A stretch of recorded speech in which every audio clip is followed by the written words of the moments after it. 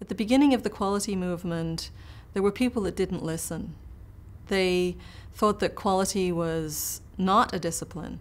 Innovation is at the same point. People think innovation is about creativity and about being able to create ideas, and when in actual fact it's a very disciplined area. It's an opportunity similar to quality. You can manage innovation with rigor, with measurement from the beginning to the end, and that there are tools that you can use. I think that there's a lack of understanding for the potential of innovation and IT innovation as an opportunity to create breakthrough systems, to fuel growth, to completely transform the way that companies are managing themselves.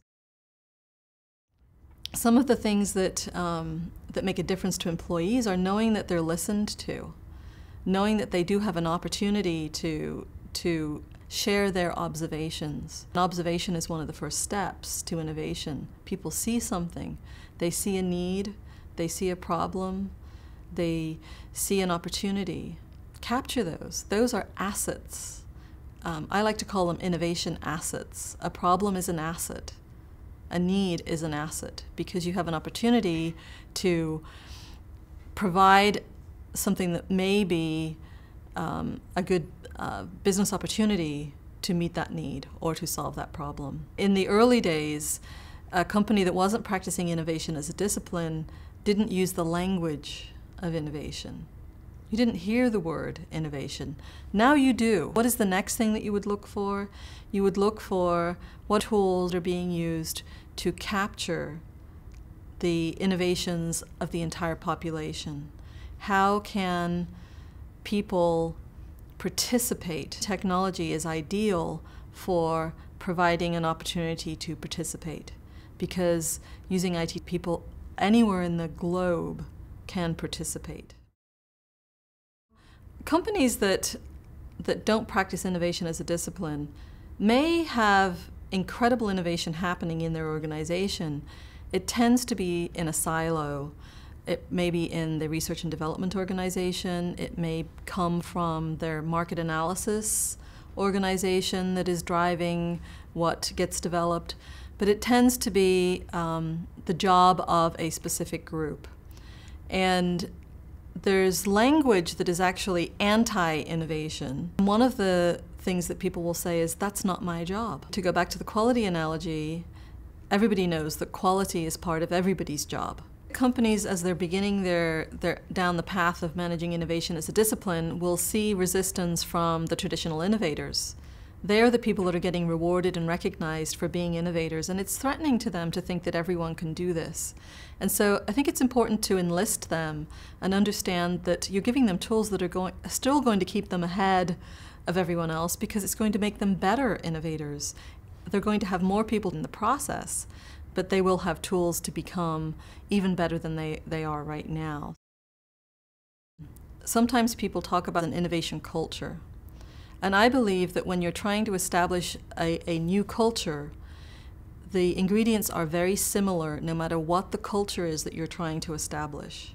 So look at your past successes within your cultural environment. When you were trying to create a new program or discipline, what made it successful in your environment?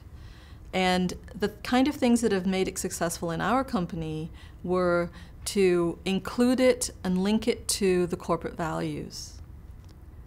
From the top down, how do the leaders value innovation? The next step would be, how do you reward and recognize it? Do you punish people for mistakes and for innovations that go wrong? Are experiments that are not successful hidden? Or do you try to learn from those experiments and people are excited about discovering what didn't work so that they can then find what did work? The reward and recognition program is extremely important for fostering an environment of innovation. The tools that allow people to participate are very important because it's easy to say everybody can innovate and everyone should be part of this process, but unless you give them the tools to do so, then people lose faith in your commitment. Some people are much more comfortable in one role versus another. So you may have the very brilliant expert that really knows his topic very well, but he's not good at being a proponent of it and of marketing it and creating a vision and communicating it so that people will buy into it and adopt it. I think the first step is to educate people what are all of the roles in innovation, the roles that people play. You have experts, you have networkers, you have people that are good at sales and marketing, you have people that are great at creating messages. First of all, educate them what those roles are, and people know what they're good at. They immediately can say, oh yeah, I'm a great networker. I know people all over the company that if somebody comes with a great idea, I know exactly who we can present it to in order for us to gain some traction. So educate them first. Secondly, you can use IT technologies like social media in order to bring people together that may not be together physically. You can bring them together virtually. You can bring them together in chat rooms, in video conferencing rooms. You can bring them together in social media websites.